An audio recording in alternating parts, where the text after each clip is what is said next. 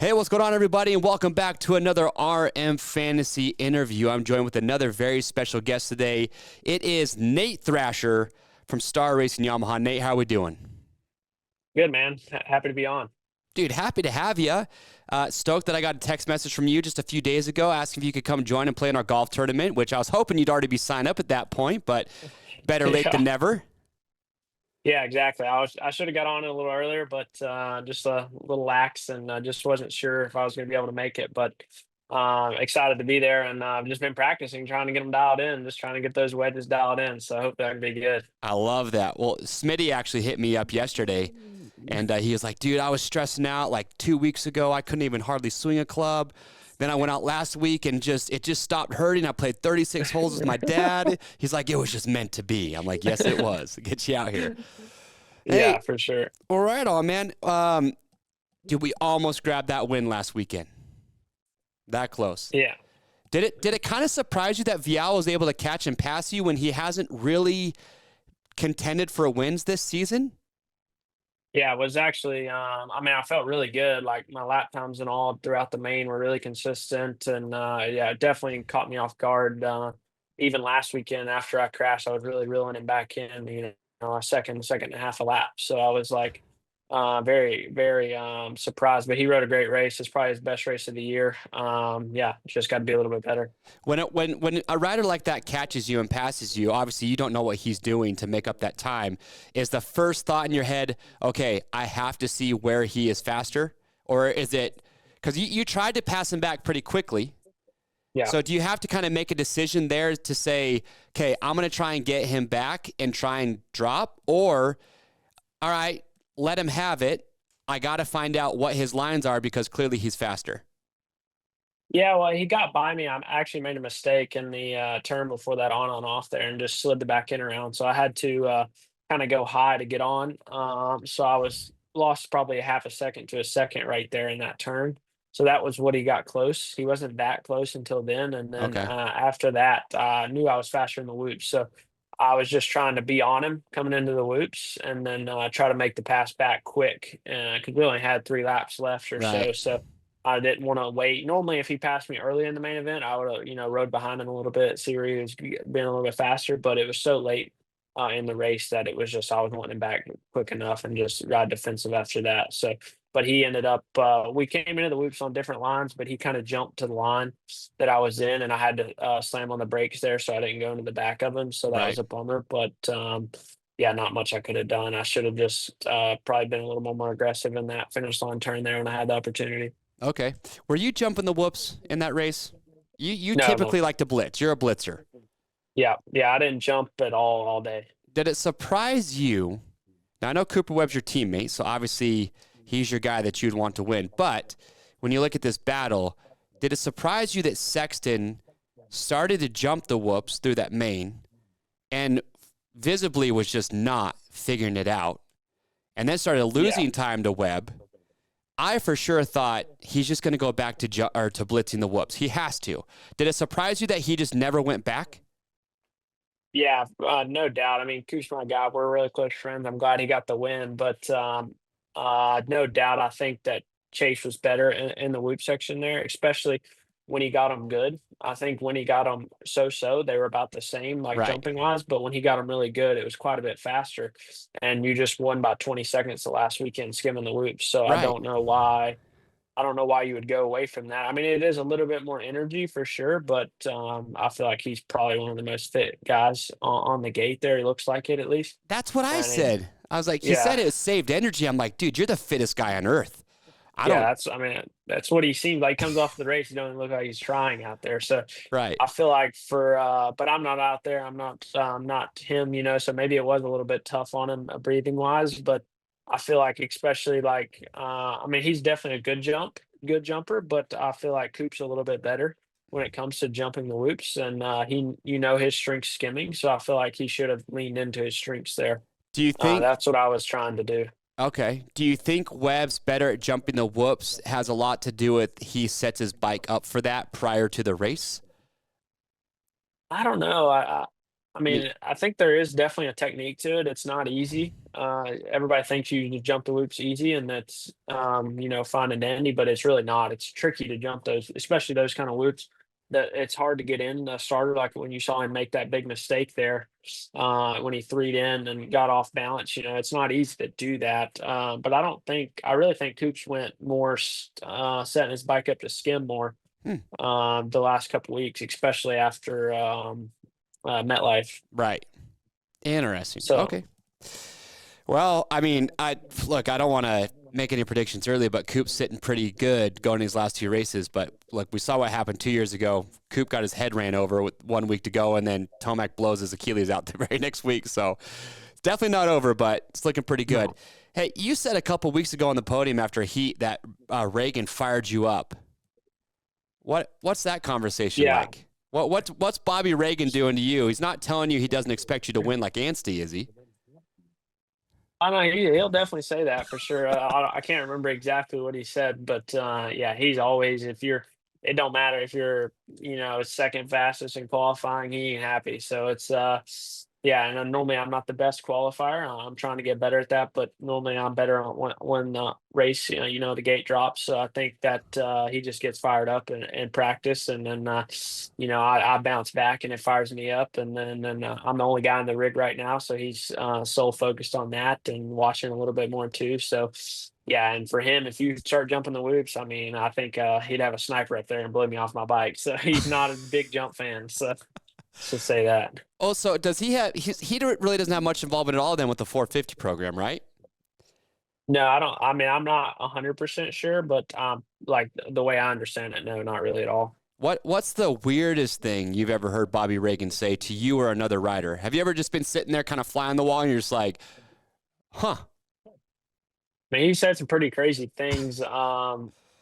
Yeah, I mean, he's definitely threatened to put my bike up and not let me race a bunch. And that's probably the most. Tell me, I'm not going to be very good tonight. You just don't have it. He said some pretty crazy stuff, but I use it as motivation and just try to, do the best I can. Interesting. Obviously, he knows how to press each rider's buttons. You guys are all a little bit different. I think Webb was saying the same thing. Like back in the day when he was on 250s, didn't Bobby say he wasn't racing? Like he just told him flat out, like you're not racing today or whatever it was, and then Webb came out and ended up getting second or winning the race or something weird like that. Yeah, I think that's pretty much what happened.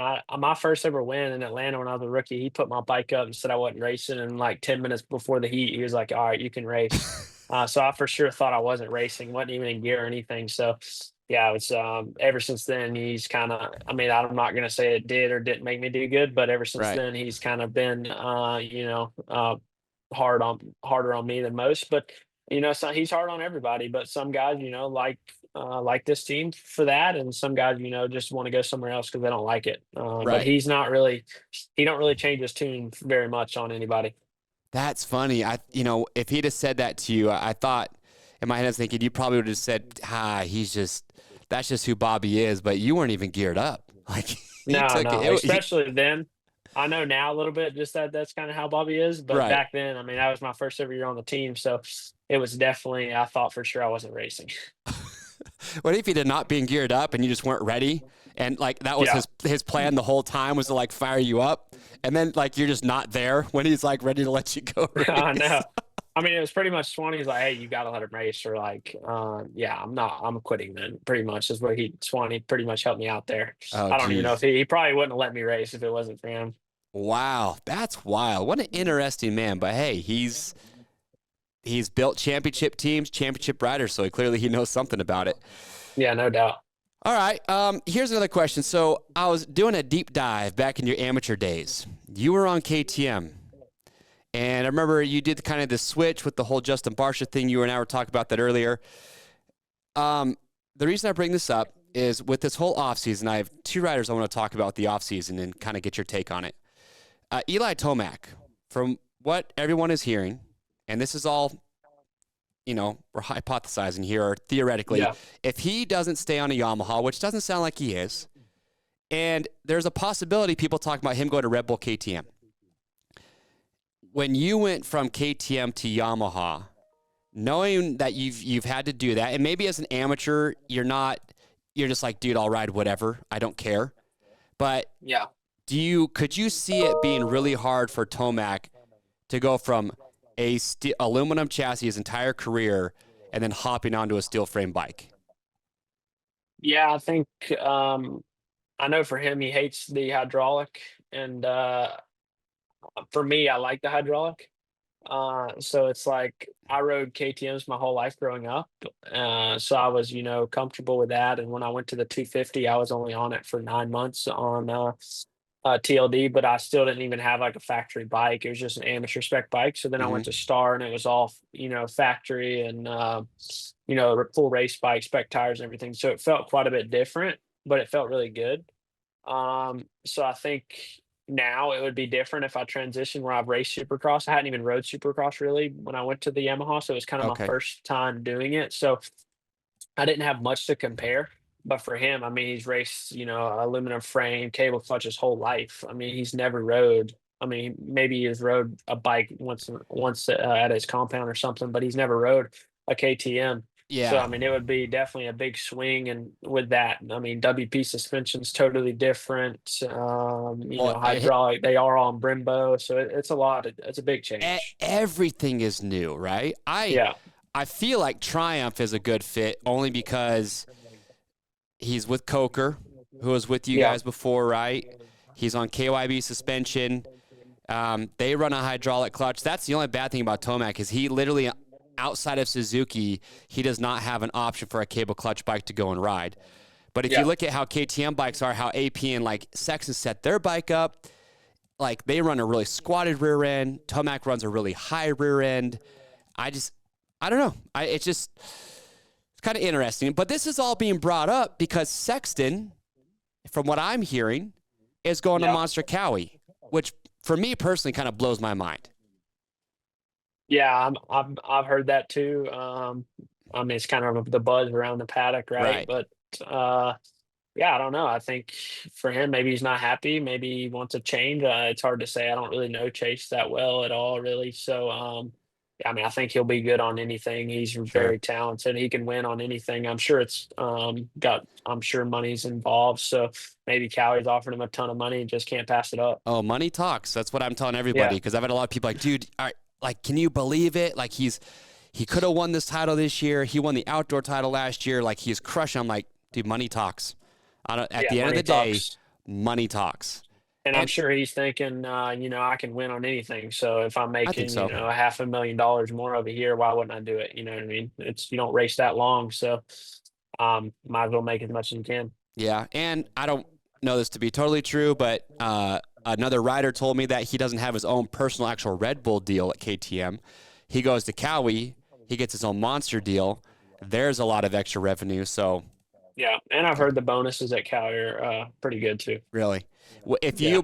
If you had just won an outdoor title and you were winning half the Supercross races, having all the success, would it be hard for you to want to leave that bike brand and go to something totally different?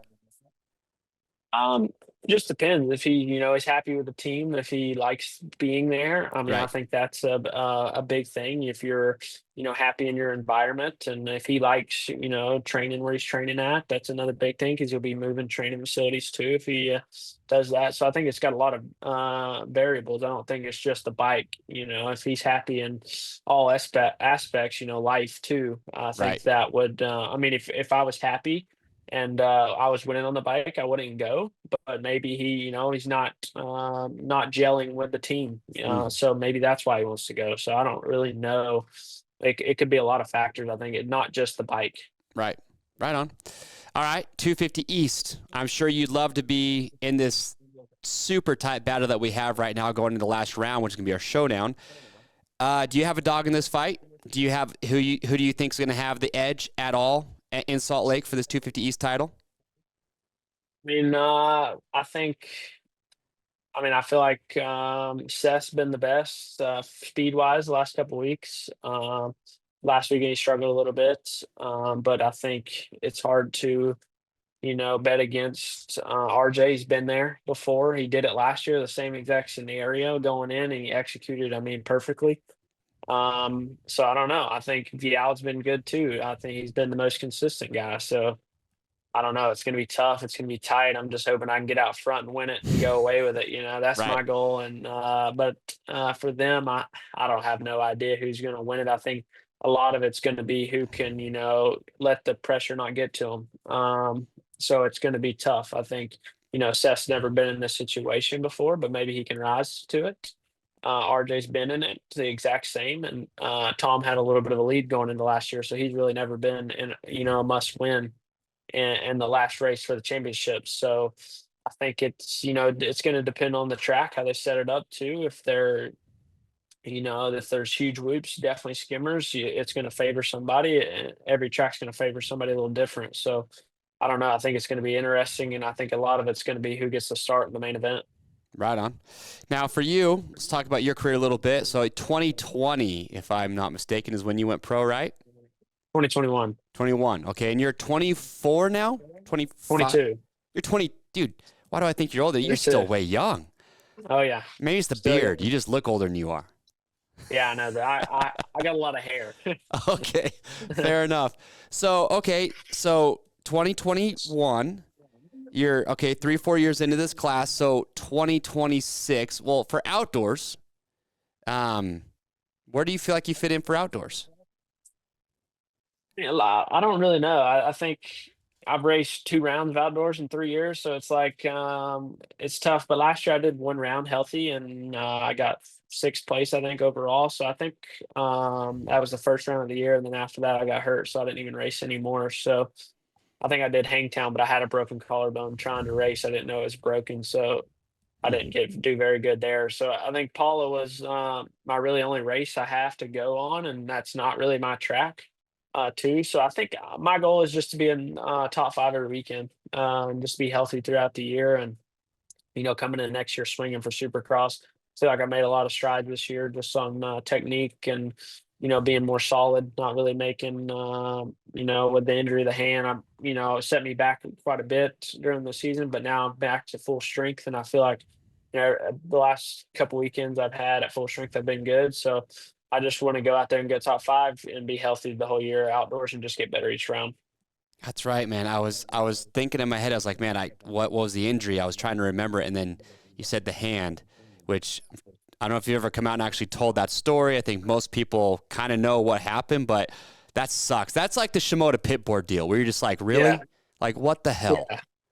Yeah, there's nothing you can do, just a freak accident, and just had to deal with it for a while. Is it true that I who did I hear this from? That Cooper Webb had to basically like pull the dad card on the 250 squad at like a training day and say, what the hell, what's going on? Like, because your incident had happened. I think there's maybe some other, I can't remember, but what did Cooper Webb crash because of another rider on a practice day? That's what kind of sparked it. He kind of chewed everyone out. Yeah, he had to chew everybody out and get everybody settled back in. Just a lot, I've been doing it for a little bit, but some of the guys haven't, and they're just trying to prove themselves, right? So, I mean, I get it. So, yeah, it's a little bit of egos or just dudes trying to prove they're the fastest guy, but it's like, not today. Like, what are you doing type stuff? Yeah, just save it for race day. Interesting. All right. Well, so I would imagine 2026 for you, it's, I mean, I'm not going to say title or bust, but you've got to consider yourself like, this is my year. Like, I've had these years to learn. This year, take away the hand injury. 100% you're going to be in this title fight. But for next year, like, that's got to be the goal, right? Title. Yeah, no doubt. I think this year I've just gotten better each race. So next year I think that I need to work on a little bit of speed, but I think whoops, rhythm, like everything is I'm super solid and a little bit better fitness wise too this year, and just all around a little bit better of a rider. So I think next year coming in, I'm gonna do a little bit more work on the speed, like I said. But besides that, I think we'll be in a really good spot for the championship. And it's title or bust next year for sure, no doubt. Right on. So with injuries, I'm kind of curious from like your mental standpoint, is there something that you have figured out these last few seasons that you're like, okay, I know that if I just eliminate X and Y, that will reduce the chance of me crashing or getting injured substantially. Have you narrowed it down to anything specific that you know will help you be more consistent? Yeah, I think there's a lot I used to have before this year. Really, I had in the whoops, my feet would come off quite a bit. Mm-hmm. So I've just worked on kind of getting my feet more planted into the bike. So that's kind of helped a lot in there, and I haven't really had any big moments at all. So that's helped a lot this year, and definitely the last couple rounds where I've got the just got the confidence back up, and definitely been the best I've been in the loops in my career. So I think, and they haven't been easy either. So that's a good mental thing I can take into next year. And then for me, I've just been working on getting the elbows up a little bit more in the turns. Just I think just being more over the bike and being able to ride at a stronger base. And that's the two big things I focused on this year, and it's helped a lot. Right on. Well, now you got this Cole Davies kid to worry about. Yeah. Dude, Yeah, no doubt. that He's kid's killing good. He's really it. No good. doubt. Wow. Yeah, he's very good. I mean, we all saw him in futures last year. Nothing about what he did last year made me feel like we had this new upcoming 17-year-old phenom kid that was going to show up and start winning races. And whatever he has figured out, it's been pretty impressive. So you guys got a pretty good squad over there right now. Yeah, no, he's been definitely impressive. Even in the off season, he was riding good, but not this good. I thought he would be good. Fifth, fourth place guy, but he's turned a corner in the last couple rounds, and just confidence at an all time high. And once you get confident, it's hard to beat you. And man, his technique is just so good growing up. He focused on that. I feel like all the new riders' techniques a little bit better coming up after they saw Jett kind of Right. dominate so young. So I feel like everybody's kind of went that direction. And he's definitely definitely very talented, and going to be tough to beat. Yeah, what's crazy is I don't even feel like Jett, like in the 250 days, I don't really recall anyone talking about Jett's technique. It was more when he went to the 450 because he just didn't look like he was trying as hard. But Jett understood this is how you need to ride a 450, right? Like Tomac and some of these guys are the exception. But it wasn't, for me, I don't think, really until Jett got on a 450 where everyone started to really pay attention to, like, the technique part. Because when Jett was on 250s, he still crashed quite a bit. There was the Faulkner crash where somehow he survived that. I remember another crash where he came off a berm and, dude, about died and don't know how there was a Ferrandis crash, right? So 250s, Jett wasn't as polished as he was until he got on the 450. But I feel like Cole Davies is already kind of on a 250 is how Jett was when he got on the 450. Yeah, I think Jett had some things to figure out. I mean, Cole's probably been riding Supercross. Jett probably didn't ride Supercross much. Right. Maybe Cole did. I know nowadays, definitely the futures, you kind of get your rookie year out of the way already. So like you're coming in and you're a rookie, but you're really not. You raced and did it, a year ago, and you had. Right. They have more practices, and sometimes, and especially a couple years ago, they practice on Friday and stuff. So it was like you got a lot of time on the track, and you just get better and ride with the guys every week of training. For me, I literally my first ever year riding Supercross was like my first year. Like I did not ride Supercross at all, amateur, and then like I rode Supercross for 3 months and then went racing. You know what I mean? So it's a big difference, right? My first ever race was my first ever race. Like it was Wow. never. Like I had no prior anything to lean on. I was just kind of winging it. You know what I mean? So my first year, I had a lot to learn. Right? For Yeah. what they still had a lot to learn, obviously, but it's still like they're coming in and they've learned a lot already. You know what I mean? So they're kind of a step ahead. Yeah. And like now just with Star, a lot of these amateur kids are basically, they're training with you guys, they're riding with you, they're riding Supercross so much. The way that you guys train, you're racing each other basically during the week. So had you been on Star amateur program, maybe it looks a whole lot different versus what KTM was doing at the time, right? Yeah, and now too we have the tracks like dirt road tracks, so they kind of, you get sometimes when you're practicing at practice tracks, they're not that similar. So now we have the actual tracks, and you can practice on that too. It just gives you another an advantage, right? Interesting. All right. Well, wow. Pretty wild, man. 22. I thought you were like 24, 25. So you're still just a young buck in this whole thing, man. Oh Pretty yeah, wild. you still got a lot to learn too. Right on. Well, look, I appreciate you taking the time to come do this interview with us. Sucks about the hand injury earlier in the year, but Obviously, you're doing all right. You're going to come play some golf with us next week for our Love Moto Stop Cancer Charity Golf Tournament, which I'm stoked for. And if there's any rider that can rip a hole shot and win the showdown, you're up there on the top of the list, bro. Yeah, no doubt. I've done it before, so let's see if we can do it again. Let's do it again. Well, best of luck to everything you got going on, and you got a weekend off. Got any plans this weekend when you're not racing, other than hitting the range, getting ready to show up next week? Yeah, I don't know. I think I may play some golf and get dialed in. I got a sim at the house, so I've been out there all week just grinding. You got a So sim at the house? I Bro, do, yeah. I low-key want to buy a launch monitor. Like, I play a lot of golf. It's one Yeah. of my passions. And I'm getting so into it at this point that I want to take one of those little portable launch monitors to the range with me before I play. Yeah. Because you get to a point, it's just like dirt bikes. You get to a point where you take golf serious enough that you're like, it's not good enough to just show up and just be like, Yeah.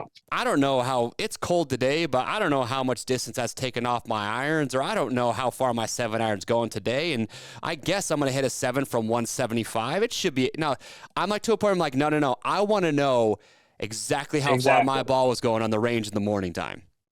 I know. I'll go and hit some balls in the sim and get my distances dialed in.